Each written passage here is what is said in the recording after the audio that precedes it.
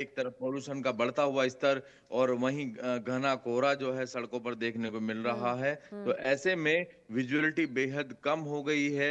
यदि हमारे दर्शक हमें देख रहे हैं हुँ, तो लगातार इंडिया न्यूज़ की टीम जो है लोगों को अवेयर करने का काम भी कर बिल्कुल। रही है, क्योंकि जो कोहरा है, घना कोहरा है, तो ओवर स्पीड में गाड़ियां ना चलाएं।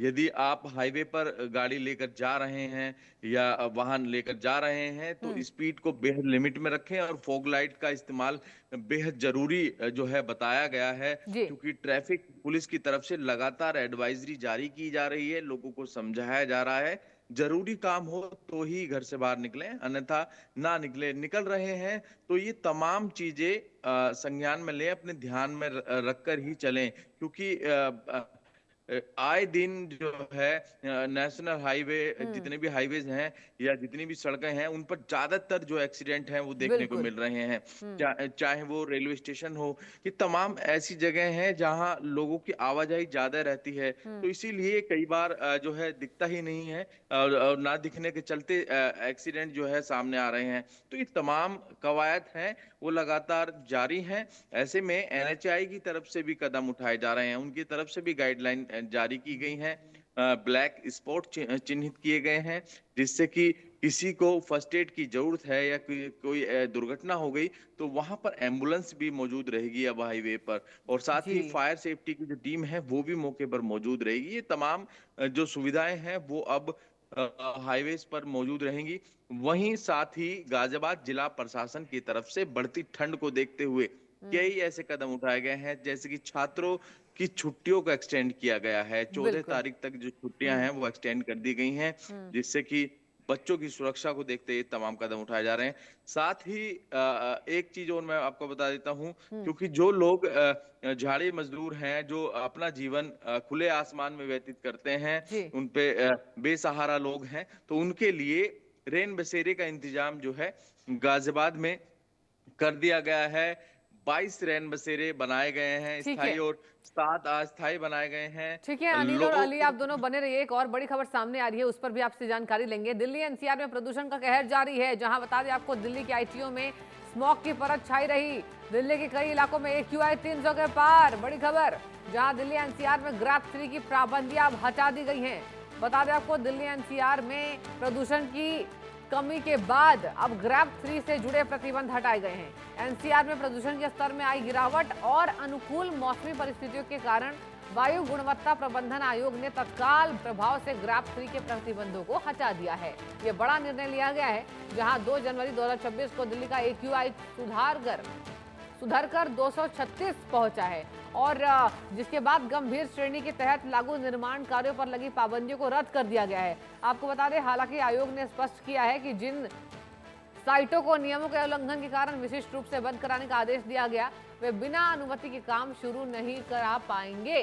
भले ही स्टेज 3 को हटा लिया गया है, लेकिन सर्दियों के मौसम और हवा की स्थिति को देखते हुए ग्रैब के चरण 1 और 2 के तहत लागू उपाय और पाबंदियां जारी रहेंगी। जहां बता दें आपको, आयोग ने सभी संबंधित एजेंसियों को सतर्क रहने और संशोधित करने की बात कही है।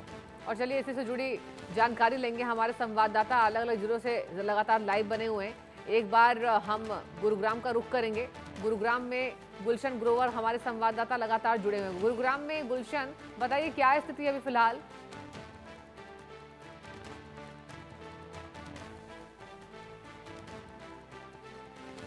तो देखिए, दिल्ली में कई इलाकों में एक्यूआई 300 के पार, जहां दिल्ली एनसीआर में ग्रेड 3 की पाबंदियां हटाई गई हैं। कहा जा रहा है कि प्रदूषण में थोड़ी कमी आई है। कई जगहों पर प्रदूषण का जो स्तर है वो सुधरकर 236 भी मापा गया है। ये थोड़ी राहत भरी खबर है। और चलिए, इसी पर ज्यादा जानकारी लेंगे। गाजियाबाद से लाइव जुड़े हैं लगातार संवाददाता अनिल चौधरी। अनिल, देखिए, थोड़ी राहत आप कह सकते हैं अनिल, जहां लगातार प्रदूषण का खतरा था, अब प्रदूषण कहा जा रहा है कि सुधरकर 236 हो गया। क्या कहेंगे, क्या जानकारी? देखिए, ये राहत ज्यादा बड़ी नहीं कह सकते हैं, थोड़ी बहुत ये जी राहत बिल्कुल। कह सकते हैं। हम्म, जो एक्यूआई कई इलाकों का 450 बना हुआ था, हम्म, वो आज घटकर सिर्फ 380 पर रहा है, तो ज्यादा हम्म, फर्क नहीं है, और ये भी गंभीर श्रेणी में ही आता है। जैसे ही ये 300 क्रॉस करेगा, क्योंकि अभी वो 380 दर्ज किया जा रहा है कई इलाकों का, जैसे कि लोनी की अगर बात कर लें तो 380 है, और वसुंधरा इलाका जो है उसका भी 380 जो है एयर क्वालिटी इंडेक्स बना हुआ है। तो आप सोच सकते हैं ठीक है, इतना अनिल भी बने अच्छा रहिए, नहीं गया। आपसे आगे भी जानकारी लेंगे। एक बार चलिए गुरुग्राम चलते हैं। गुरुग्राम से गुलशन ग्रोवर हमसे जुड़ चुके हैं। गुलशन, एक बार गुरुग्राम की पूरी तस्वीर बताइए, क्या है? ठंड की वजह से लोग आना जाना बेहाल है, लेकिन अब देखिए प्रदूषण में थोड़ी कमी आई है, तो यातायात कितना बाधित है, पूरी क्या जानकारी गुलशन आपके पास? देखिए इस समय न्यूनतम तापमान जो है वो 8 डिग्री सेल्सियस है जी। और काफी जो ठंड है वो इस समय महसूस की जा रही है। हम्म। ठंडी हवाएं इस समय चल रही हैं और एयर क्वालिटी इंडेक्स जो है वो 220 दर्ज किया जा रहा है, जो कि बेहद हम उसे खराब श्रेणी में कहते हैं, लेकिन पहले से बहुत कम हम कह सकते हैं कि इससे पहले जी जो जी है जी 350 400 के पार जो है एयर क्वालिटी इंडेक्स दर्ज किया जा रहा था, लेकिन इस समय 220 जो है एयर क्वालिटी इंडेक्स है। हालांकि वो भी खराब श्रेणी में, लेकिन इस समय ठंडी हवाएं चल रही हैं। ठंडी हवाओं के कारण जो है एयर क्वालिटी इंडेक्स में गिरावट जरूर आई है, लेकिन लगातार जो मरीज हैं वो अस्पतालों में पहले से ज्यादा बढ़ गए हैं।